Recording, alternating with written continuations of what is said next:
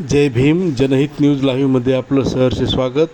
आरक्षणाचे जनक राजर्षी शाहू महाराज यांच्या जयंतीनिमित्त बहुजन समाज पार्टीच्या वतीने राजर्षी शाहू महाराज यांच्या पूर्णाकृती पुतळ्यास पुष्पहार अर्पण करून अभिवादन करण्यात आले.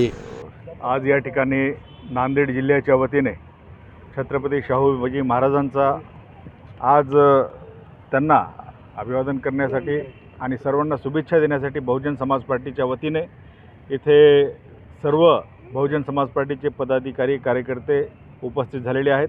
त्यामध्ये जिल्हाध्यक्ष सुभाषजी भोकरे आहेत, त्यानंतर आमचे चंद्रप्रकाश देगलूरकर सर आहेत आणि सरोदे सर आहेत. असे इतर अनेक कार्यकर्ते पदाधिकारी इथे उपस्थित झालेले आहेत. आणि विशेषतः शाहू महाराजांच्या जयंतीच्या निमित्त मला हे सांगायचं आहे की जे शाहू महाराजांनी समता स्वातंत्र्य बंधुत्वाच्या आधारावर या देशामध्ये समता स्वातंत्र्य बंधुता नांदावी म्हणून आरक्षणाची तरतूद जे सर्वात पहिल्यांदा सुरुवात केली त्यांच्या राज्यामध्ये, ते आरक्षणाच्या नंतर इथला बहुजन वर्ग हा प्रगती करू लागला.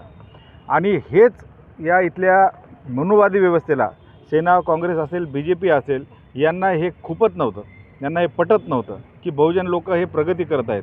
म्हणून यांनी SC मधल्या ज्या 59 जाती आहेत त्या 59 जातीमध्ये कसं भांडण लावायचं आणि कशा प्रकारे हे आरक्षण संपुष्टात आलं पाहिजे याचं षड्यंत्र रचलं आणि अबकडच्या या माध्यमातून भावाभावामध्ये भांडणं लावण्याचं हे काम करत आहेत. हा खरं तर शाहू महाराजांचाच नाही तर सर्व महापुरुषांचा अपमान आहे.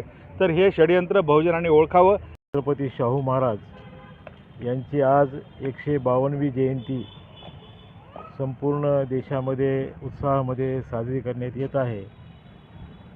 आता आपण प्रश्न विचारला की शाहू महाराजांच्या जयंतीला बहुजन समाज मोठ्या प्रमाणामध्ये का येत नाही, तर याचं कारण हे आहे, बाबासाहेबांनी जरी सांगितलं की शाहू महाराजांची जयंती सणासारखी साजरी करा, परंतु या ठिकाणी मनुवादी व्यवस्थेमध्ये गुलाम झालेला समाज हा शाहू महाराजांना समजून घेण्याचा प्रयत्न करत नाही.